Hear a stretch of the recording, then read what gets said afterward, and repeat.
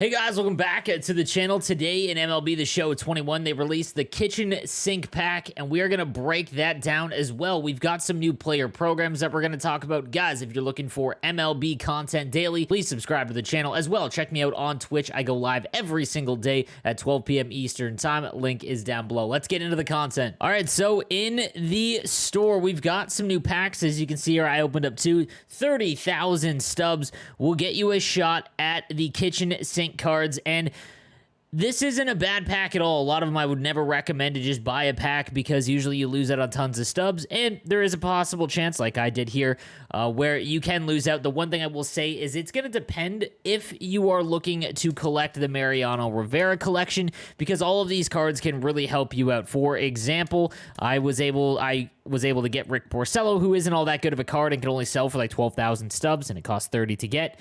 But he can go into the awards section, and now I basically can get these four and get it all done. So just keep that in mind. This does have a little bit more of a value if you are trying to collect the Mariano Rivera set. All right, so let's talk quickly about the lower end cards, and we'll get into the higher end ones. Again, Rick Porcello, the Cy Young. I completely forgot that he won the Cy Young. His numbers that year weren't all that amazing, so I always forget about it.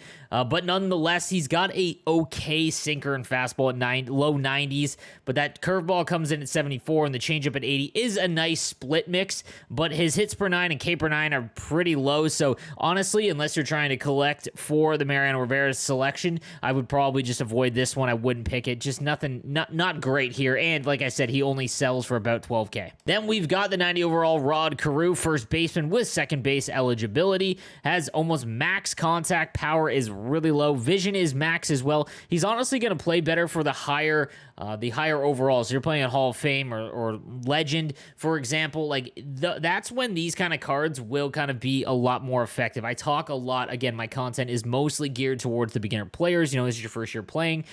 And I talk a lot about how if you don't really have a lot of power, it's not really all that great of a card for you because, well, if you're not getting a lot of hits, you know, you want to make sure that the hits that you do get, you can knock it out of the park and change the game entirely.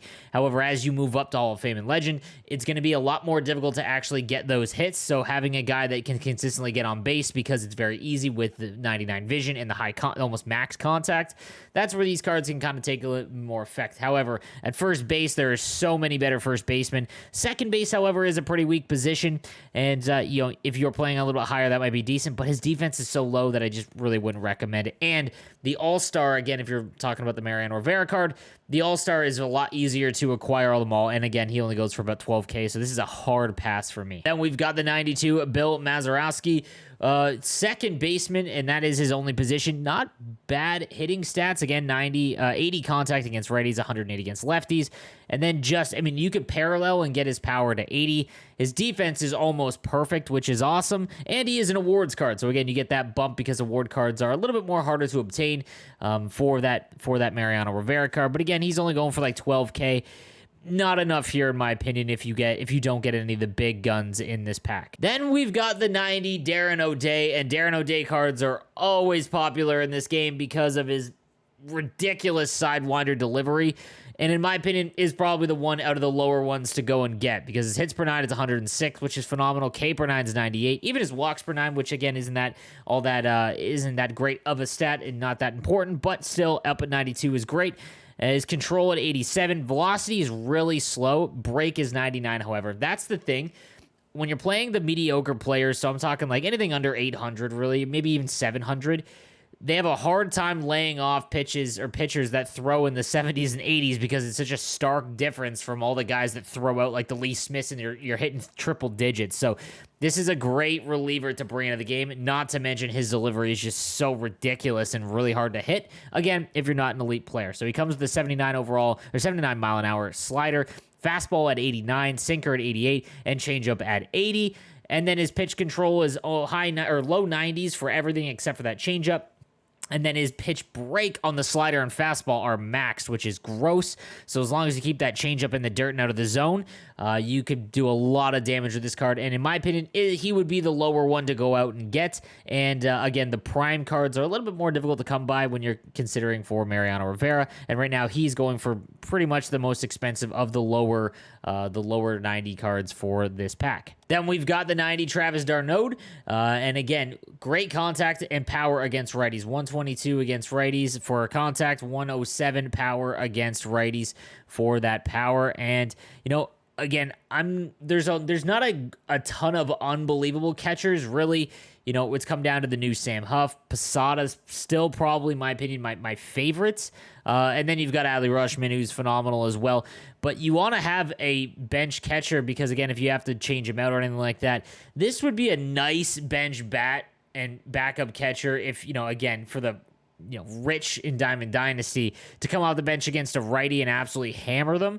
But outside of that, I think that there are probably better catchers you can try and get. Even the 88 Salvador Perez you can get for free from the Team Affinity. He is only going for $12K though, so if you are looking for a catcher, you don't want to grind out to get the Salvador Perez, this might be a decent card that you can buy, and it is an award one, so not a bad one for the Mariano Rivera. And then last of the lower overalls from this pack, we've got the 90 Honus Wagner, who can play center field, second, left, and right. And again, just not really a super great card for the beginner players. Is the contact, just is elite, but the power is just not. Vision is unbelievable. Defense is okay. Speed is great, though. It's a weird mix. The one thing I will say is that he can play second base, but even at second base, you want to have a decent fielding, in my opinion, but just not a lot here. And the rookie cards to collect are very easy, so this would be a pass. Moving on to the higher 90s cards, the big rare ones, we've got the 95 Rob Dibble, and his gold card is electric already. So the 95 comes with a fastball, slider, cutter, just like his lower 85 one, with 99 mile an hour on the four-seamer, 83 on the slider, and 92 on the cutter, which is a really nice, fast, medium, and slow pitch when you consider his pitch mix. When you look at the control, the fastball is locked on at 95, slider 85, and then cutter at 75. And then the pitch break, slider at 90, slider at 95, cutter at 90. Pitch break on the fastball is 80, so it is going to fire in a little bit straighter. But his hits per 9 and K per 9 are unbelievable, meaning that you go up against one of these things and your PCI is going to be dead small. Velocity's 99, pitch break's 95. This is a great reliever card, and he is going for a lot, double the cost of the pack at 58K. Then we've got the 95 Harold Bains, right fielder with left eligibility, phenomenal hitter, 112 contact against righties, 98 against lefties, and then 95 and 83 power respectively. 107 vision is great. His fielding, not very, but he's going to play the corner outfielder spots. And the one thing I will say, the most valuable part, in my opinion, about Harold Bains is the fact that he is a signature card. So because he's a signature series card, there's only 2 available to you right now if you're trying to make Mariano Rivera.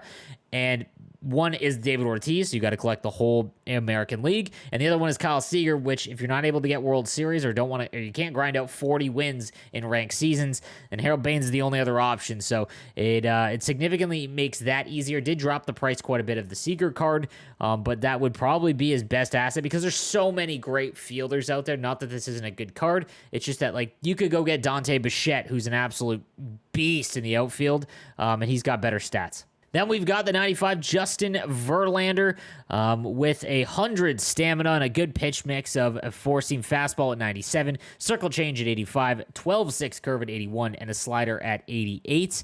The pitch control for those kind of all over the place, 83 on the slider, 93 on the fastball, and that curveball is 68, circle change at 78, and then the pitch break, that 12-6 curve has a ton of it, slider as well at 89 isn't bad. The other ones are okay. When you look at the rest of his stats, hit per 9 and K per 9 are 95 and 94, which is great. A velocity 86 and 94 break. He's not bad at all. This is a phenomenal, the one thing I'll say is that there's a lot of other pitchers. The one thing, though, is that 97 on the fastball and then come back with that circle change at 85. That's going to be tough to lay off, especially for the lower ranked players. But I think that the other selections that you can choose among the mid-90s cards in this pack are probably more advantageous, and he kind of sells for the lowest at 56 right now, but still a very, very good card. And then lastly, we've got the 95 Adam Dunn, first base with left and right eligibility. Contact 84 against righties, lefties at 70, and then the power 122 against righties, 110 against lefties. Vision at 58, which is quite low, and then his defense is super mediocre as well.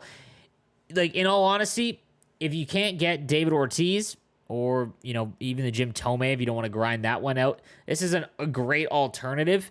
But I honestly think that Dibble is probably just the best bet of here because he's got such longevity. Like with that, the milestone does help out a little bit because there aren't very many cheap milestones, if any, so keep that in mind as well. But right now he is going for 53,000 stubs, so I'd probably sell. Like I said, I'd rather choose one of the other options, but he's still going to be an absolute fierce first baseman.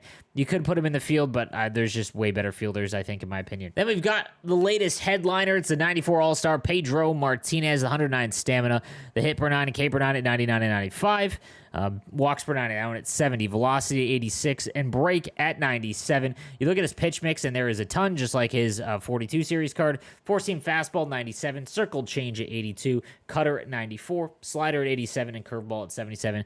This is a very hard card to go up against. And then when you look at his pitch control, it's in mid 80s, but the circle change is at 95, and then the pitch break, it's quite good. The circle change again is a pretty devastating pitch for him, but a really, really nice card.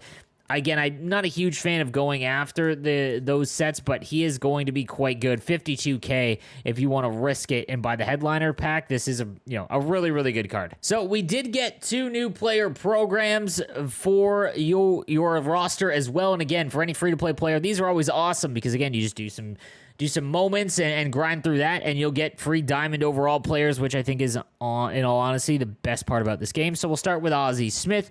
And again, this is what you'll be rewarded with. The 89 Ozzie Smith, just shortstop eligibility. However, it's not good. He is a pure defensive shortstop, good speed, but at the plate, you are not going to want to use him.